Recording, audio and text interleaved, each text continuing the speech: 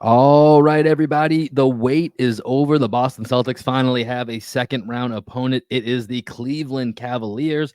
Game 1, Tuesday night at the TD Garden. And to get you set up with a series preview, Green with Envy has you covered. So let's stop wasting time. Let's get into it. Let's lock in.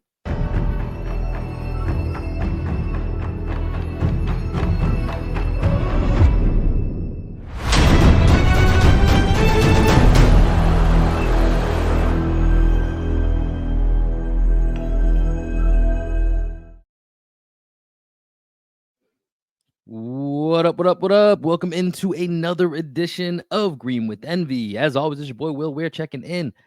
How you doing? How you living? Joining me today to break down the round 2 matchup of the Boston Celtics and the Cleveland Cavaliers. It is none other than my best friend, co-host, and the coach of the podcast, the one and only Greg Manakis. Greg, round 2. We've made it. We've got an opponent. We've got the dates. It's time to get into it. How you feeling? We're going to talk about Game 7 here in just a minute. I did have the opportunity to sit down and watch the entirety of Game 7, obviously Game 7 being the Cavs versus the Magic. And I felt like it couldn't be the Magic at a couple different points during that game. And I was just wondering if there were any points during that game, Game 7, where you were like, you know what? It's got to be the Cavs because the Magic don't have X, Y, or Z. I thought early on that there was a chance that it was going to be Orlando. I did, and it felt like, man, Paolo is just going to drag this team to through this game, right? Because early on they were up. I want to say I don't know if they were up 20, but they got up somewhere in the 15, 17 range, right? Early. And so it did feel like for at least a little bit that Paolo was really going to pull this off. And this is before Donovan Mitchell got going, right? And I think it's funny. The biggest thing for me watching Game 7, which Cavs won 106-94 at home against the Orlando Magic.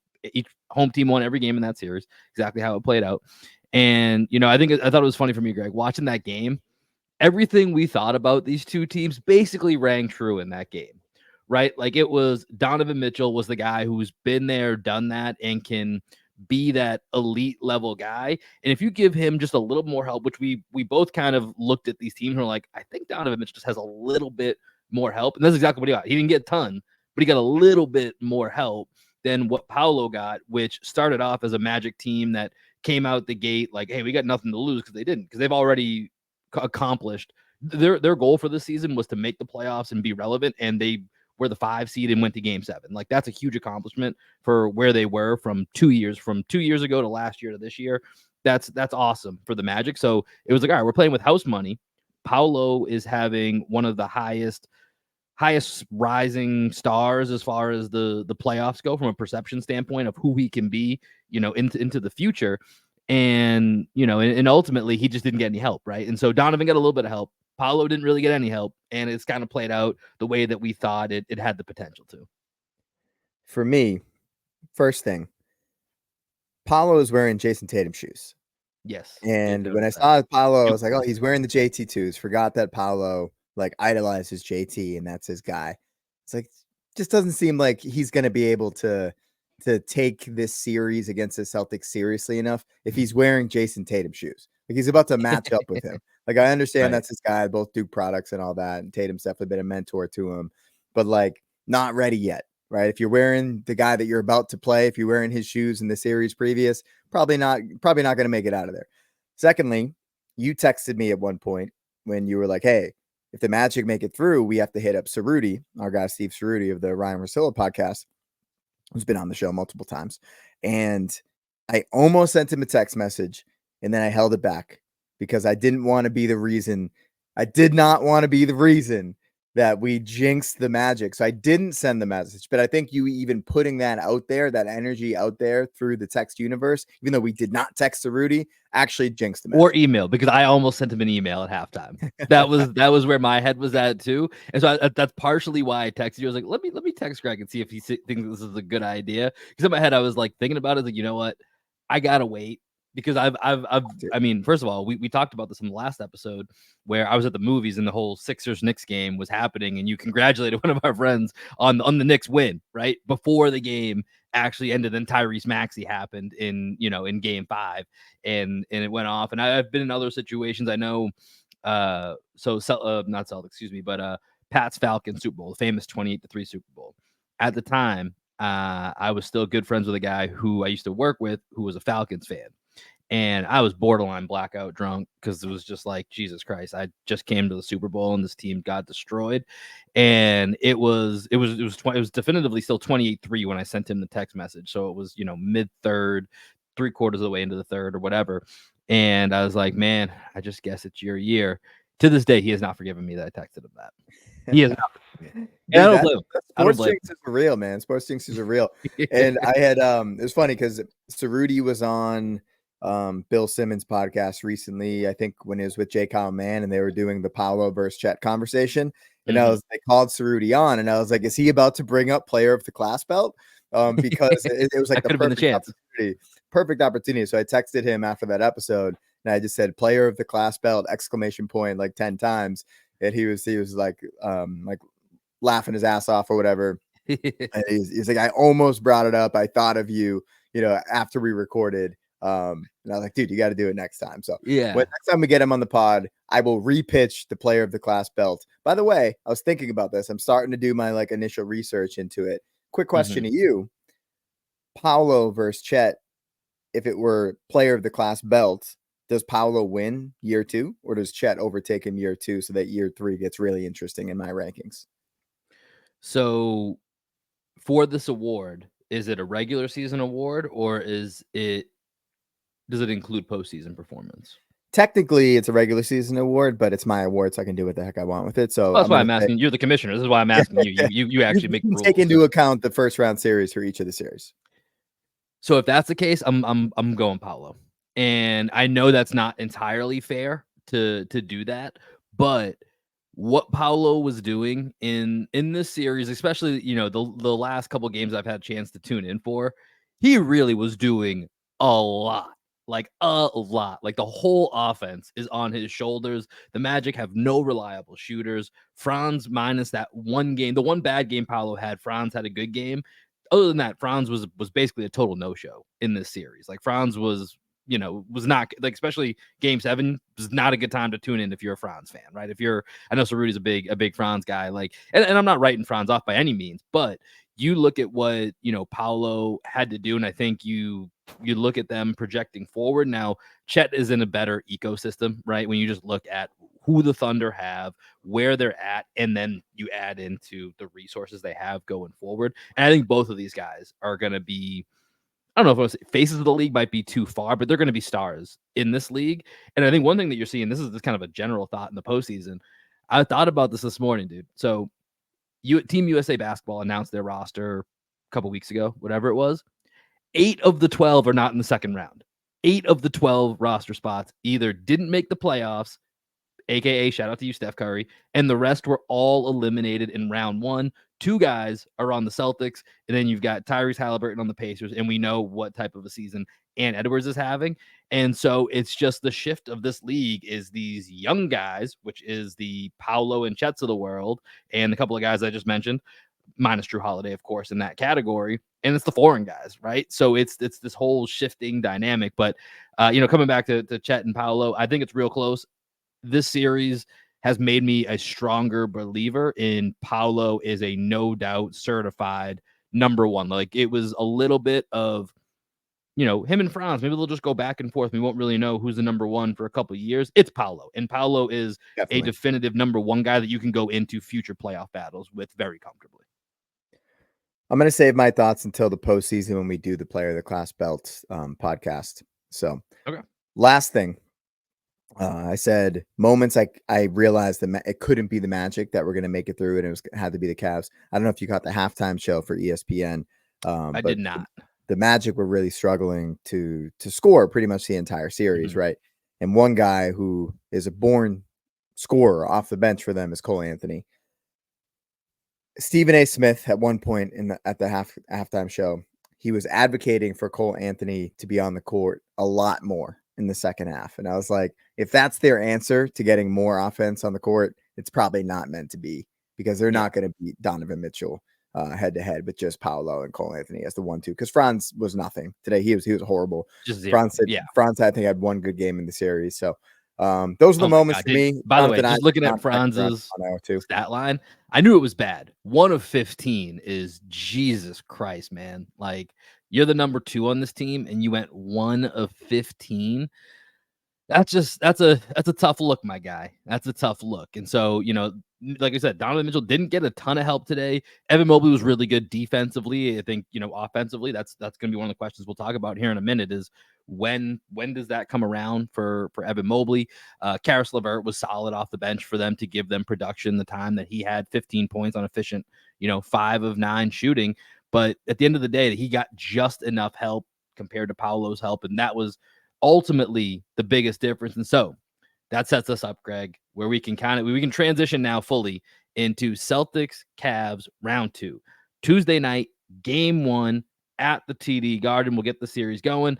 The series is going to move quickly. Every other day is how the series is going to play out. There's no extended 2 or 3 days off in between any game. So as soon as we get this series going on Tuesday night, it's every other day, and we're going to get right into the mix. So let's start here, and we're gonna break this down. If you're watching us here on YouTube, you see we have a broken out position battle. So we're gonna take a look at the guards, the wings, and the bigs, and kind of break them down for each team. But the Cavs kind of overall profile here, just to set this up. They're the 4 seed.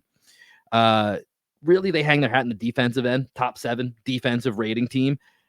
And Greg, I tried to look at this as, even before we get into positionally where we're at between these two teams, it was like, where does Cleveland have something that we can look to as is an advantage from kind of their team profile view? I couldn't find it. I could not find it. The top 7 defensive rating is about the closest you're going to get. Now, you do have to factor in this team has had a weird health season in that their top 4 were constantly in and out of the rotation at different times. Although, ironically, that's kind of when they played their best basketball after Darius Garland got hurt against the Celtics when I forget what he did to his eye, but basically off of Kristaps' hip, which is funny just thinking about how tall Kristaps is and, how that injury occurred. And then that led to their 18-1 or 18-2 run that they went on. That was the peak of the season. But from their overall profile view as a team, Greg, I really could not find an area that I can make a genuine case for that the Cavaliers have an edge over the Celtics. Yeah, some other stats to consider in their overall profile. I a couple stats that stood out to me. So they're 6th in points allowed, excluding garbage time. I think 7th overall, 18th in scoring. They are a good rebounding team, so they're 7th in defensive rebound percentage. They're the 3rd best team defending at the rim, but obviously Jared Allen being out might change that. We'll see. He didn't play in game 7 today. He's missed the last 3 games. They are 7th best at forcing misses in the mid-range. They are last in the league on offense in mid-range frequency. They're 7th in 3-point frequency, but 15th in accuracy. And then since the All-Star break, Max Strus and George Niang are hitting 41 and 42% of their 3-point shots. So trying to figure out a way for the Cavs to beat the Celtics, it's like they're trying to do a lot of the same things that the Celtics do, but they're just not as good as the Celtics are at doing all those things. Right. That's kind of where I got to with everything. I was like, oh, that's interesting. Oh, but we're they're the 8th best team. We're the 2nd best team in the league at it, right, or something to that effect. Yeah. So what it comes down to me is just the X factor of Donovan Mitchell. Mm-hmm. So if you haven't watched the games, I know you've been following the last couple games, Will, with the Cavs in the Magic series, but the last 2 games, Donovan Mitchell went absolutely bananas, scoring 89 points in the 2 games. So he had a 50-piece in a loss, followed up with 39 in game 7 today. A lot of those points in the second half as well, when he just really turned it up.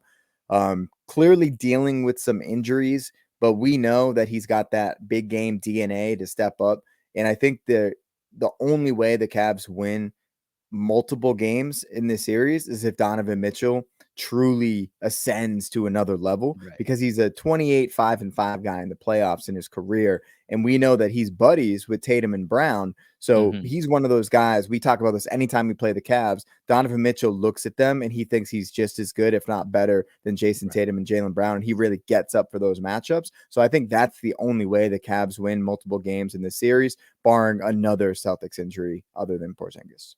Yeah, I mean, this is absolutely where it begins and ends is what does Donovan Mitchell do in this series? If the Celtics lock up Donovan Mitchell and he has a bad shooting series, scoring series, it's just wrap. There's not going to be a path for this team. So that's the first and foremost. So let's go into these positional battles here, and let's go to the guards because that's where Donovan Mitchell's gonna fall. And so this is the way I kind of laid it out here, Greg.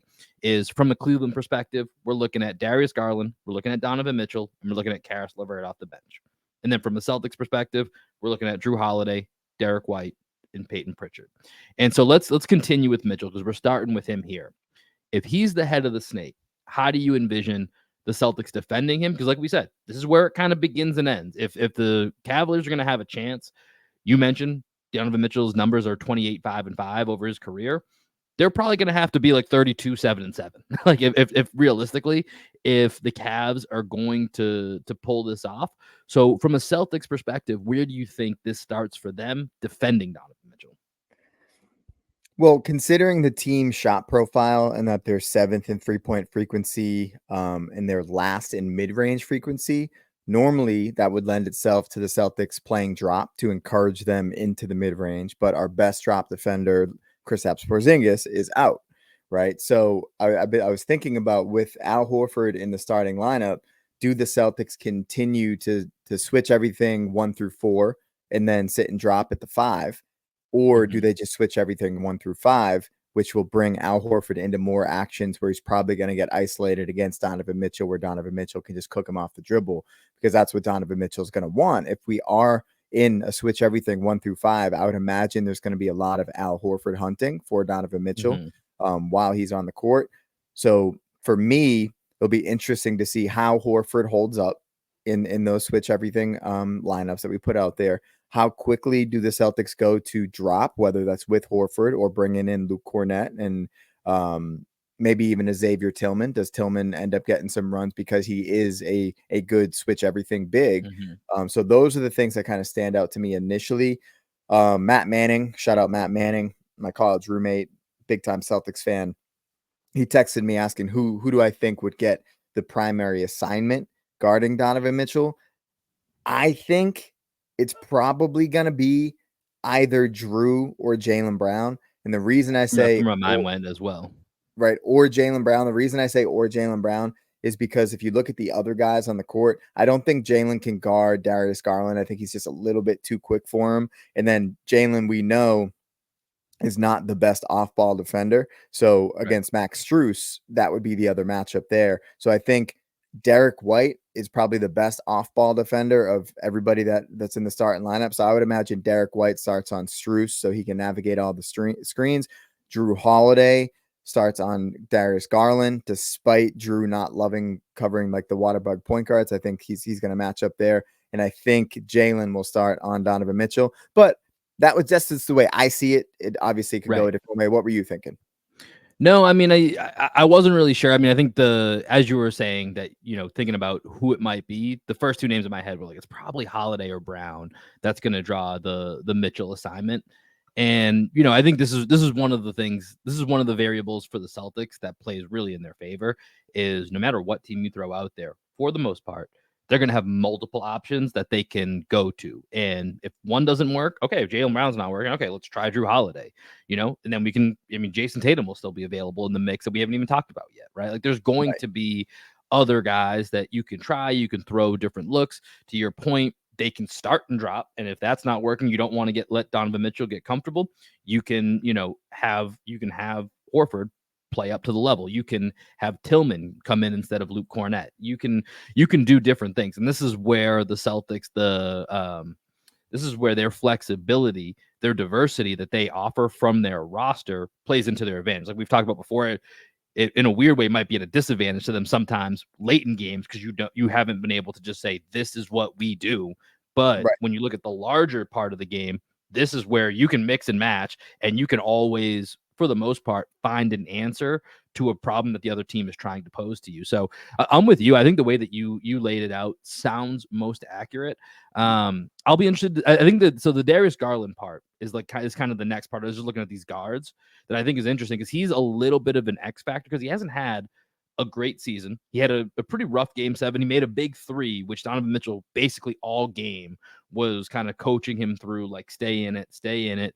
And, Garland missed a wide open 3. I know Mitchell ended up with the ball. I can't remember if he got the rebound or if it came to him, and then he went right back to Garland.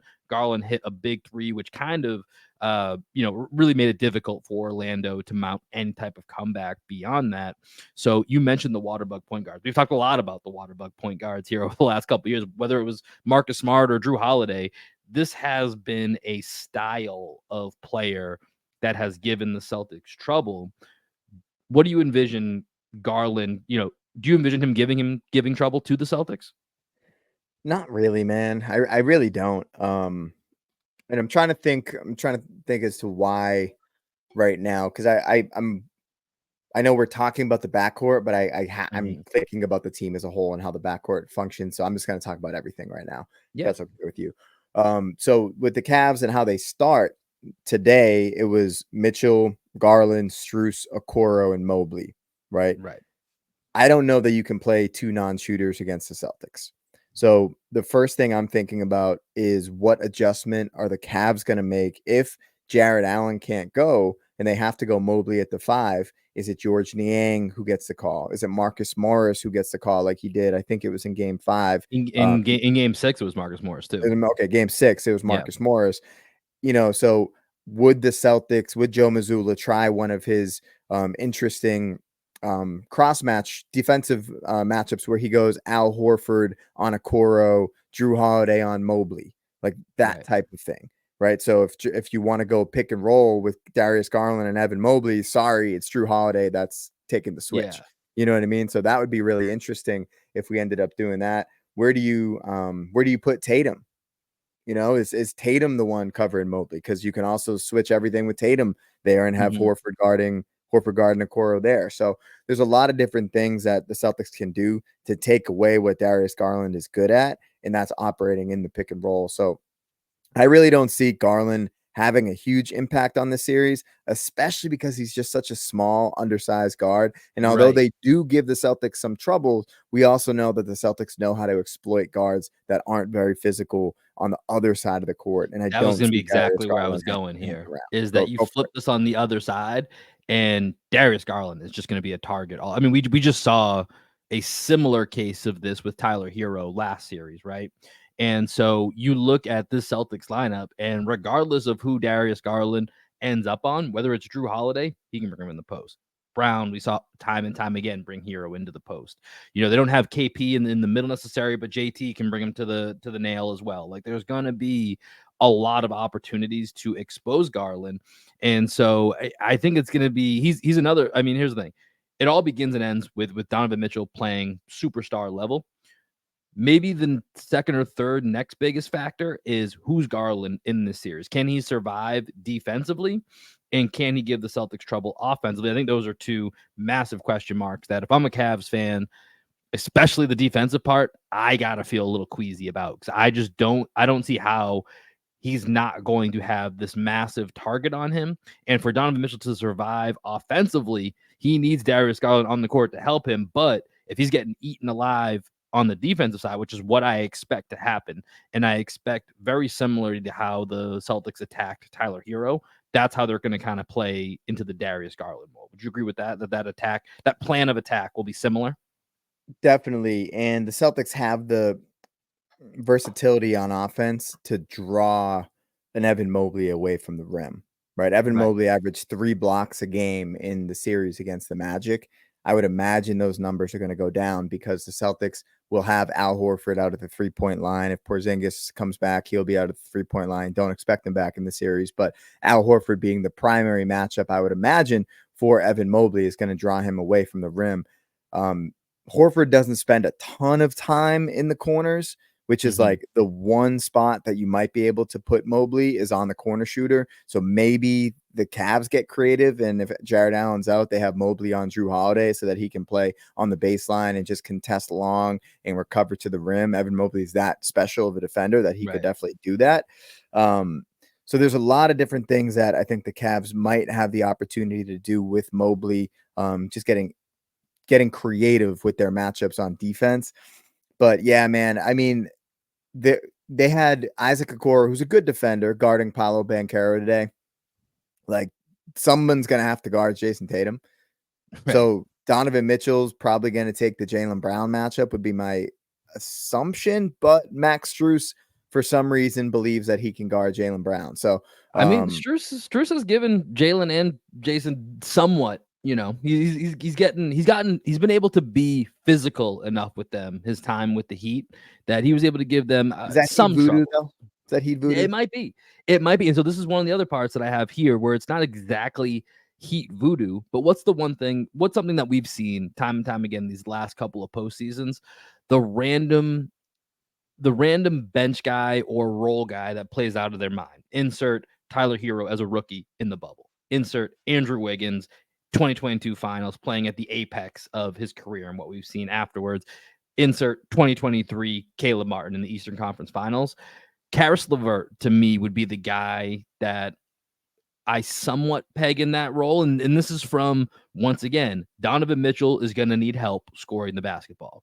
We've seen Karis LeVert have a handful of random big games. He's got 240 balls and a 50 ball against the Celtics in his career. So we've seen him have these games. We've also seen him then have 1 point the following game. So we know it's a very trick or treat endeavor with Karis LeVert. I mentioned game 7. He was really solid, played within himself, 5 of 9. It's always kind of the concerns that LeVert's kind of doing his own thing when he's out there, right? It's mostly like if he's heating up, he can be valuable. If he's not, doesn't really give you much else that you're really going to be super excited about.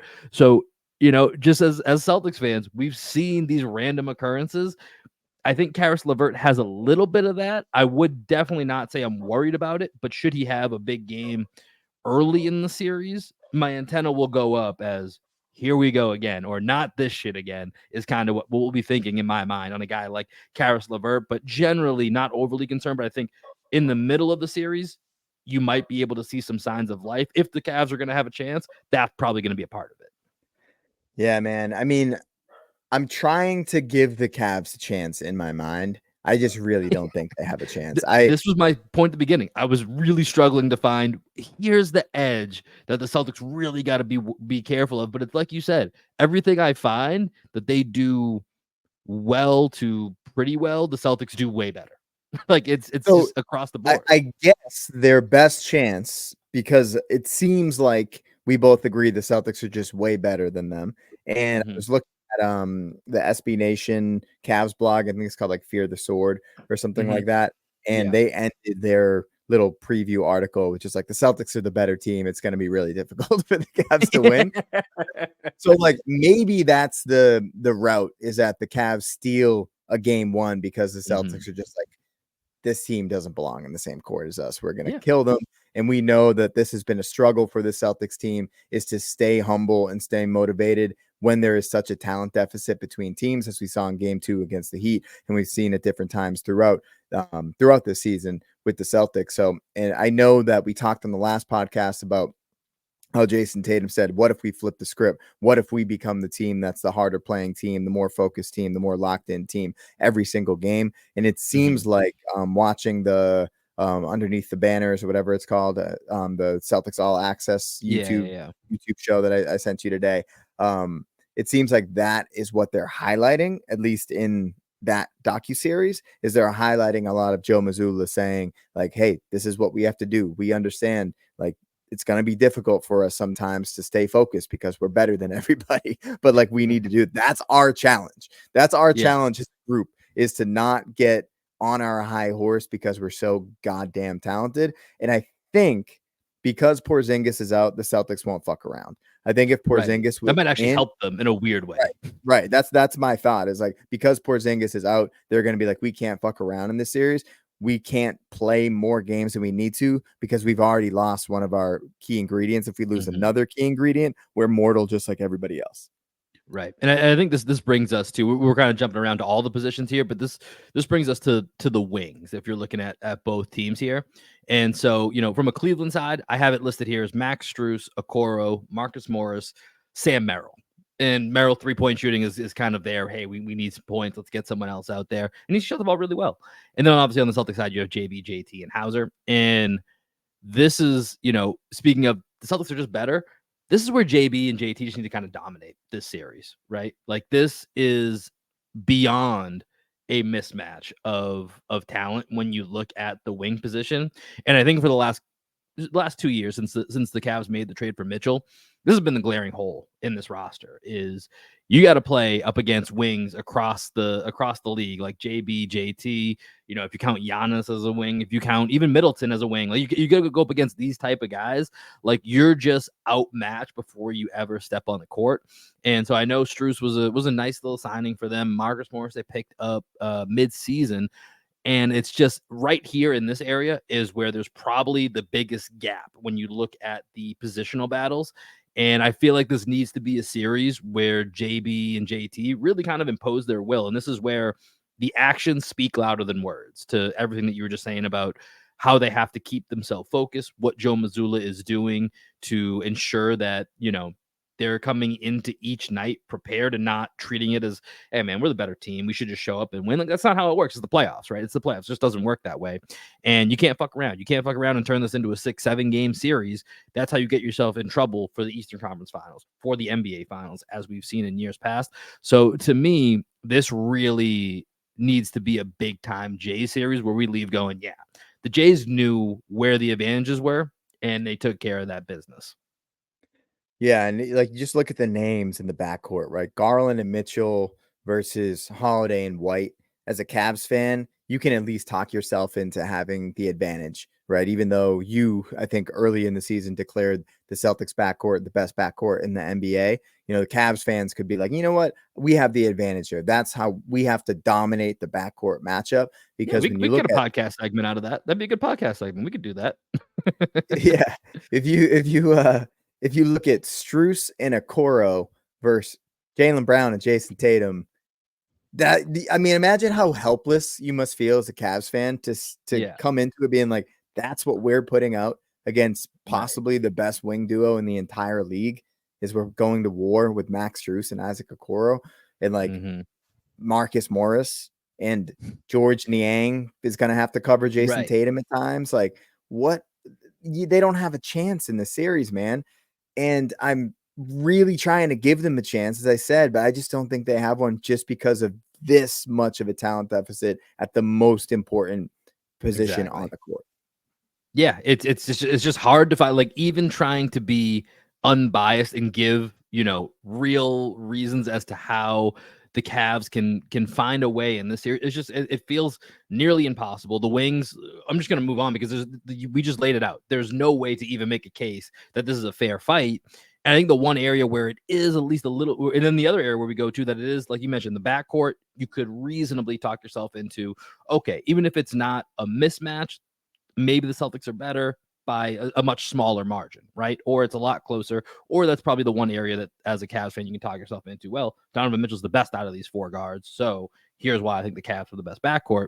With the bigs, especially when you factor in that both teams are down, at least right now, you know, one of their main bigs, this is where it gets a little bit more interesting. So for the Celtics, Kristaps, if you're a Celtics fan, just put it out of your mind.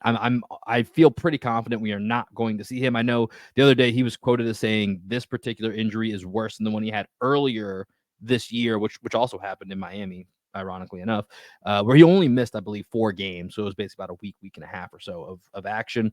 I would expect that unless rehab goes extremely well or it becomes necessary, which it shouldn't be, that we do not see Kristaps in this series. So Jared Kristaps, Allen, on the other hand, go real, ahead, real, Greg. real quick, I got some quotes from Kristaps here from the most recent practice that he took part in on Saturday. He said, it's something that will take a bit of time for sure. I'm doing everything I can to speed it up because I want to be back out there as soon as possible. But I'm understanding that the worst thing would be probably to re-aggravate that. So we're being smart. And then he says, there's no specific date, obviously. It's still pretty early. I think it will be clearer once I start doing more stuff. Once I start doing more stuff, it will be clearer. But yeah, not super close yet. Not super close yet. And Giannis, who has the same injury, he came out after the series was over and said he was never close to playing. He was 30, maybe 40% of the way back. Which is And he scary. was out for 3 weeks. Yep.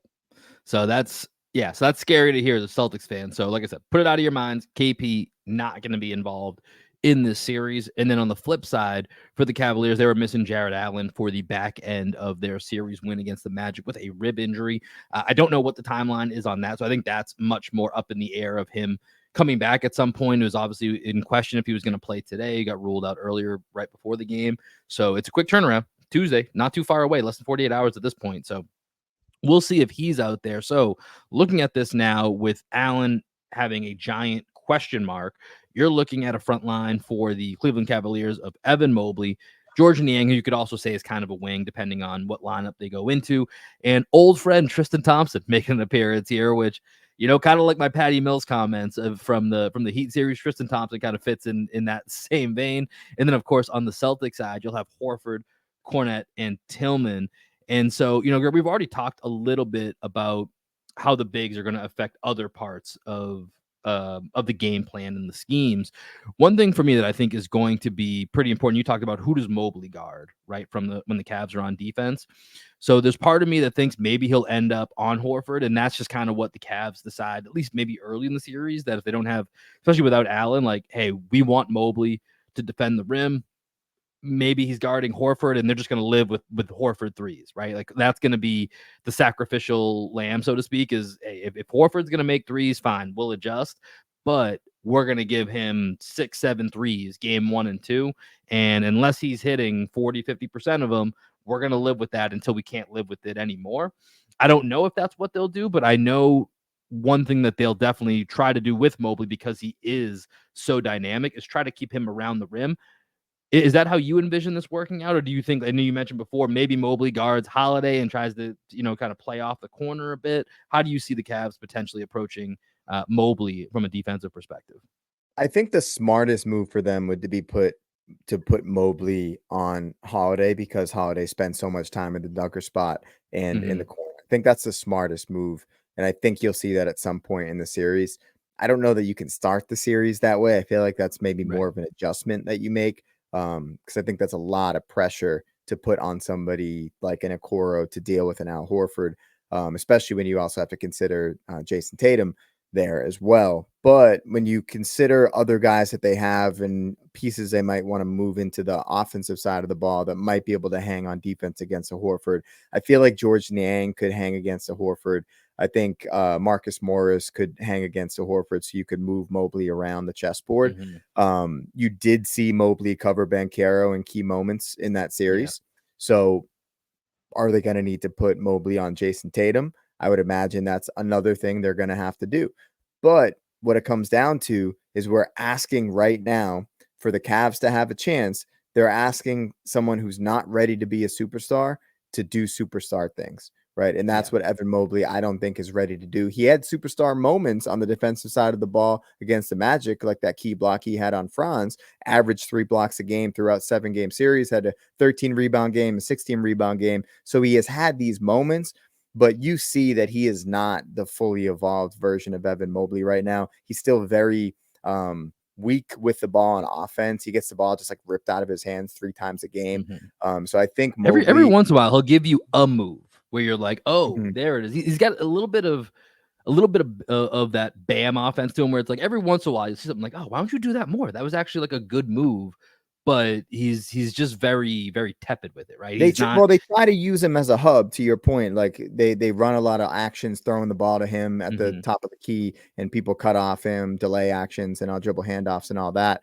And he had one nice move today you're probably referencing, where he like faked the dribble handoff with Garland and then drove to his right, spun back to his left, and finished at the rim. So he does have these moments, but everything is off of movement, which makes sense because they have shooters and they have really quick guards that can back cut and all that. But he's just not ready to be that guy. But is he ready to be that guy on defense and have another transcendent performance in him? I don't know that he's ready quite yet, especially because his running mate on the defensive side of the ball, Jared Allen, who's also a really good defender, is still out, as what we said earlier. And it seems like from the Cavs blogs and all that it's not something they're expecting him to be back like right at the beginning of the series. So it'll be interesting. I think Allen coming back into the fold definitely changes some things a little bit, but that still doesn't give them enough offense. I know Jared Allen averaged, I think, 17 points this year and had a career year on the offensive side of the ball, but he's not a shooter either. And I think they need one more guy in the court that can be a shooter because you have other non-shooters like Evan Mobley on the court. Yeah, I mean, this just gets back to this Cavs team, even when they're have all their guys, doesn't necessarily make sense, which is why sometimes they have flourished more when they're missing a guy, so they can then kind of restructure what that looks like. From a Celtics perspective, Greg, how do you view the Cornet, the Luke and the Tillman minutes? Because one thing we talked about last episode, I think is going to be key in this series, is yes, you want to lean on Al with KP out. He's going to slide right into the starting role, but you got to watch his minutes because this is a series the Celtics should get by even without KP. This 100%, there's going to be absolutely no excuse for why the Celtics lose this series other than them doing it to themselves, and it would be a disaster for that to happen. And so you have to be careful with Al's minutes, and so that's going to mean leaning on Luke Cornet and Tillman to find a way to fill in 23 to 27 minutes a night, depending on how that works out within the flow of the game. And for me, I think Luke gets the call, especially without Allen. I think Luke gets the call, and that's what you're going to see is just Allen, Luke for the most part, and then Tillman will kind of be the adjustment if needed. And if Allen comes back and you need to get a little bit more physical, I think potentially you then could see Tillman. But I think at least to start the series, this is going to be all Allen, Luke, and then we'll kind of go from there. How do you see that playing out? Well, my question is, how quickly do the Celtics go to a double big lineup if it's not necessitated by matchups on the defensive side of the ball? Because there's no one aside from Tristan Thompson who's definitely still can do Tristan Thompson things and get rebounds and all that and be a physical force. I don't see them needing to go double big. So if Horford's playing 30 minutes a game, let's say 30 minutes a game, that just means you need 18 minutes out of Luke Cornet. And I think he's definitely fit to play 15 to 18 minutes in this series. But then that opens up more room for a guy we haven't even mentioned on the pod yet, and Peyton Pritchard. Like, I think this is a series that Peyton Pritchard can really cook in. I think he would have struggled against the Magic's length. I think this is a series where people who haven't watched much Celtics basketball this year will be like, damn, Peyton Pritchard's good. And I think he's going to have one of those moments where he can guard Darius Garland, no problem. I'm sure he'll have a couple moments on Mitchell, but I'm sure that won't be long for Peyton Pritchard because Donovan Mitchell's so goddamn good. But I think he can stay in front of like a Karis LeVert. You can throw him on that's another guy you can guard as well. Yeah. Yeah. So there's plenty of guys that Peyton Pritchard will be able to cover. So my question, I guess, is Tristan Thompson's physicality. We saw Andre Drummond give Luke Cornet some issues this year just with being big. He's much taller than Tristan Thompson is, but would Tristan Thompson be able to bully Cornet to the point where they're just like, we need to put in Tillman because Tillman is more built for that matchup? But I think Cornet has proven that he's better than a lot of people give him credit for. And he has very much realized that he's 7'2" and he takes advantage of it every game. Yeah, sometimes us included with not giving Luke enough praise, even though I feel like he keeps surprising us. Like we said, he keeps surprising us. And you mentioned, there's going to be times where Luke is going to be, you're going to think on paper, maybe this isn't a good Luke matchup. But I think this is one where I would be surprised if Tristan Thompson is the reason that the Celtics have to adjust from playing Luke Cornet. I'll say that. I don't see that being an issue. Like I said, I think the adjustment from Cornet to Tillman would be more based on Jared Allen coming back into the mix would be my biggest guess. And so I just think for me, I'm going to be very interested in game one to watch how Mazzulla goes about the big man rotation. Like you said, do they go double bigs at times? I don't know that that's going to make sense a ton in the series. And we've talked about before, like if you're not doing the double big with Al and KP, the numbers don't necessarily back up that that's a great option for the Celtics team to do it if it's not going to be Al and KP as your two bigs that are out there. So it'll be interesting to see what that looks like. But I think that's going to be one of the bigger storylines from a Celtics fan perspective is what that big man rotation looks like, how it holds up if Jared Allen comes back, and how that makes it look a little bit different. And then I think Al's shooting is going to be really big in this series for the Celtics. I think once again, a lot of things got to break right for the Cavs. I think regardless of who's guarding Al, when they look at all of the different options that are presented in front of them, I think at least either initially or at some point in this series, they're going to live with Al taking 6-7 threes a game. And Al's going to get those shots. Al can make them, but we've also seen him, in the Philly series last year is one that jumps out where he really struggled shooting the ball, and that kind of opened the door for Philly to be able to, nearly come out of that series. Now, I don't think Cleveland is nearly as good as that Philly team was last year. So I think there's going to be a few more things that need to go right, but that's one of them. That's one of them where if Al's knocking down shots, see you later. It's I don't know what the Cavs are going to pivot to, but if he struggles, that at least opens the door to see what happens here. So, Greg, let's get into what we think happens in this series. Give me your prediction for what happens in this Celtics series. Trying to decide between a Celtics sweep and Celtics in 5. I So think 2 pretty good options. Yeah, I think from what I've seen watching the Cavs over the last couple of games, I just don't think they can hang with the Celtics, man. I really don't. I'll give Donovan Mitchell 1 game. I'll give Donovan Mitchell. I think he'll have a nice series where he can, in the summertime, he and Tatum and Brown, they can all laugh together and be like, man, like, yeah, but I got that one game where I had 55 points. I think he'll have that moment because he, as we said earlier in the podcast, he does consider himself on the same level as Jason Tatum. So because he believes that and he knows that he is capable of beating those guys, I think I'll give him 1 game, but they don't have enough talent to hang with the Celtics. So I'm going to go Celtics in 5, and the game that the Cavs win is game 3. Yeah, I got season 5 too. No, not breaking news here. Like I think in general, it's really hard to pick a sweep because as we saw, one hot shooting game, and yeah, that can happen to anybody, especially with the amount of 3-point shots that happen this day and age. Donovan Mitchell has a game. Max Strus hits a couple threes in a game. That's not crazy to think that happens. Darius Garland can get hot from 3. Evan Mobley has a great defensive game. Like the Cavs getting a game, I totally see the path to it can happen. There's no Dean Wade right now in the series. That's big for the Celtics. Big for the Celtics that Dean Wade is injured right now. That is true. No Dean Wade game.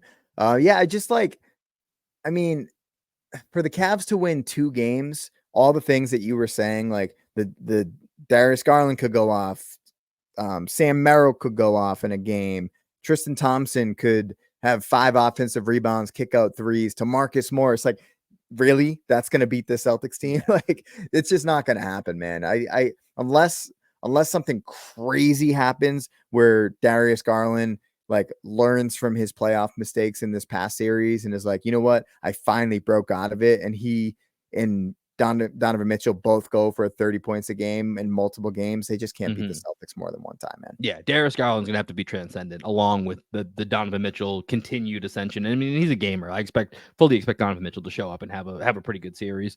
But yeah, I think Celtics in 5. I have if this goes to 6, I think that's actually a loss for the Celtics. Like that's a loss for them. Can we not overreact if it goes to 6 though? I think it's all about how it happens. Right. I think it's all about, once again, what do we say on the show always? Context matters. So I think the context of how we get to 6, like I don't think it's a disaster. I don't think it should get there. And I think from a, preserving themselves long term, they should look to, if they're walking the walk of everything that they're saying, then this should get done in 5 games. But obviously, if they shoot themselves in the foot, this could go longer. Or if the Cavs are playing, once again, we've talked about all these role guys that go nuts. So if that happens again, who knows? Maybe there's just some voodoo that's not just Heat voodoo. Maybe the Heat voodoo transfers over and Max Strus brings it with him. We'll see. But yeah, I won't freak out just saying it goes to 6. But if once we see how it gets to 6, I think that would be the determining factor for it. Before we leave here, Greg, let's just do rapid fire here. Let's just go around to the other series here and get some quick predictions. Let's go with Pacers Knicks. What do you got? I'm not sure yet, man. I really have to see game 1. I don't know if the Knicks are actually good or if the Sixers were just not so good.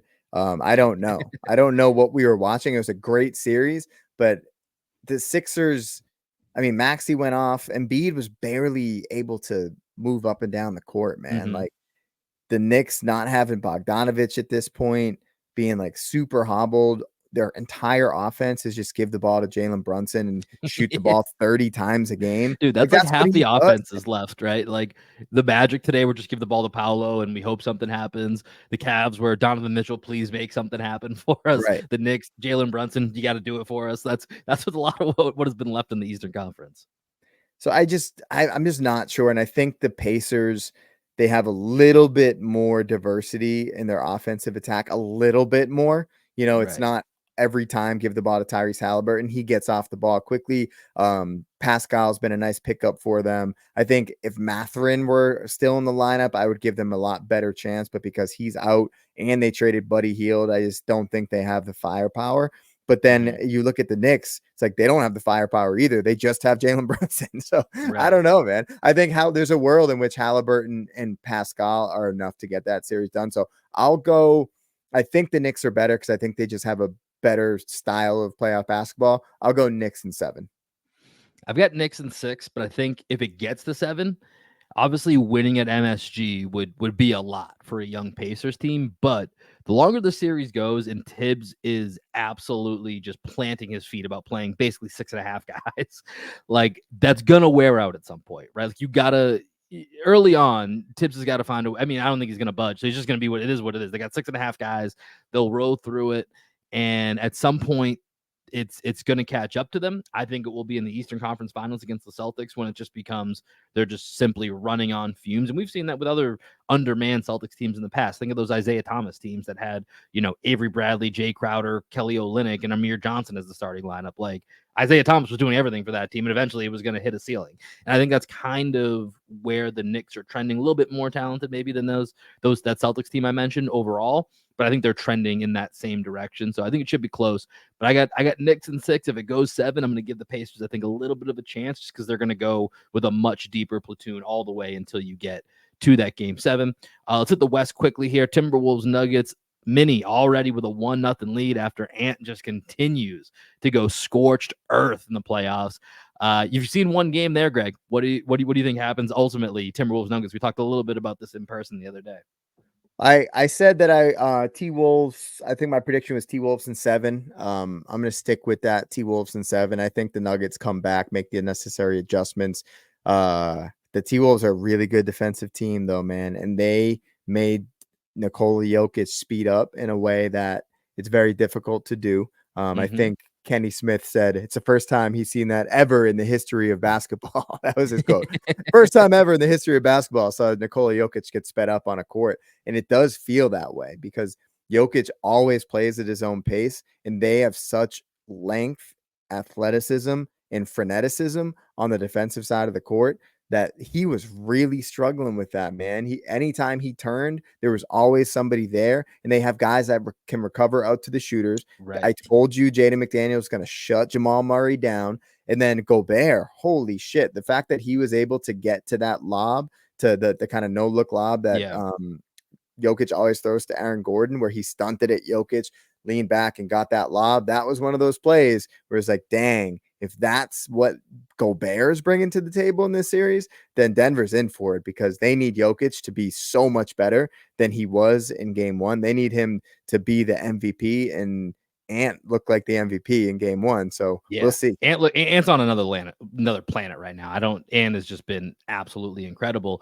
And with Jokic, usually he's purposely uncomfortable to make you uncomfortable. And it felt like yesterday he wasn't the one dictating being uncomfortable. I know that was kind of a weird sentence, but I think you know what I'm saying though, right? Usually he's I don't the know one if it doing made any sense, but I understood it. You understood it, right? Okay, so hopefully if you're listening to this, it was difficult to get through in my brain. But one thing I've always said about the Nuggets is with Jokic, it's a little bit kind of like like Tom Brady to a certain degree, like back in the day, where it's like you had to rush 3 and hope you get pressure with those 3, right? Or rush 4, hope you get pressure with them. You can't blitz him. He's going to go ahead and take advantage of that. With Jokic, you have to try to make him a scorer. He shot the ball 25 times. I think Porter Jr. and Murray both shot the ball either 13 or 14 times. Jokic does not want to shoot the ball double digits more than the next guy in his team. That is absolutely not what he wants to. Can he do it? And he probably will do it a couple times in the series. He'll score 40 and shoot, maybe 18 out of 25 or something. That probably will happen because he's that good, but he doesn't want to do that every night. And so I think over a 7-game series, if you can take away the options that he feels like he wants to go to and you make him do what he doesn't want to do, even if he can do it successfully at times, that's going to be your best path to beating the Nuggets and Jokic. And the Wolves have the tools to do that. And you talked about the way that they can recover. That defense was active all night. Ant's defense as well, man. Like, I know we talk a lot about Jaden McDaniels and we talk about Ant's offense, but Ant's defense has been really impressive to me in this postseason. So that's I'm sticking with Nuggets in 7. I think the home court's gonna come into play when we get to that game 7 and the end of the series after everyone's a little bit more tired. All the matchups have been fleshed out. So we'll see though, but that's going to be an unbelievable series. And then quickly here before we wrap up, Thunder's Mavericks, they will tip off game 1 right after Celtics Cavs on Tuesday night. What do you think is going to happen in that one? I had the Mavs in the Western Conference Finals, the beginning of the playoffs, so I'm going to stick with that. Kyrie's playing great basketball. I think Kleber is out though, which might change things to some degree. He's out for the rest of the playoffs with the dislocated shoulder, I think, or a separated shoulder. So him not being on the court definitely changes things for them and their ability to go super small, which you might need to do against the Thunder. So I might have to see a couple games to see just how that all plays out without Kleber on the court. But then again, if you're relying on Maxi Kleber, maybe you weren't supposed to win that series anyway. So I'm going to stick with the Mavs because I think Luka's the best player in that series and Kyrie's playing out of his mind right now. So I'm going to go Mavs in 6 in that series because I think if it gets back to OKC, that crowd and that energy, I think that they'll be able to pull it out. Yeah, I don't have a good. This is definitely the series I have absolutely the least feel for. Not sure what's going to happen in the series. I could see this going 4 or 5 different ways. I like you. I said the winner of the Mavs Clippers series would be in the Western Conference Finals against the Nuggets. I actually think I'm just going to go Thunder. I don't really have a justification for it. Let's go Thunder in 7. Like I said, I don't really have a feel for it. They're great. Yeah, it's going to be fun. I mean, honestly, this is one of those series where a sweep is not happening, but the Mavs in 5, Thunder in 5, or whatever number for either of those teams from 5 through 7. I could see all of those playing out. Well, it might depend on Luka's knee, right? He has a sprained knee that he's dealing with. He hasn't looked great this postseason. He struggled against the Clippers, so we'll see. He didn't shoot well. I think he shot like under 25% from 3. I'll have to double check what he ended up with for the series, but I felt like every time I looked at the box score, he was like 1 for 9 or 1 for 10 from 3. So, we'll see, man. We'll see. That's going to be a fun series. I think the West series are more fun than the East series, but basketball is fun, and I'm here to watch it. Hey, man, it's going to be a fun time. We got a lot of good players left here, so it's going to be fun times all around. So we'll keep checking in with all the other series, but most importantly, Celtics Tuesday night, game 1, Celtics Cavs. We will hit you guys with a post-game podcast after that, so be on the lookout for that YouTube feed as well as on the audio feed. But that's going to do it for this episode. Celtics in 5 is the predictions from myself, from my co-host Greg Benakis here, and we're going to do what we always do and send you out with a little black sheep optimist. Enjoy, and we will see you guys on Tuesday night. Peace.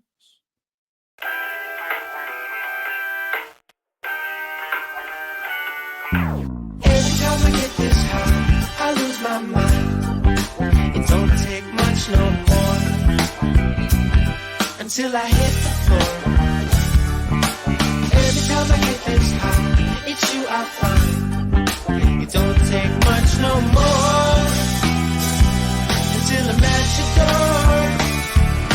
You cut me to my core, baby.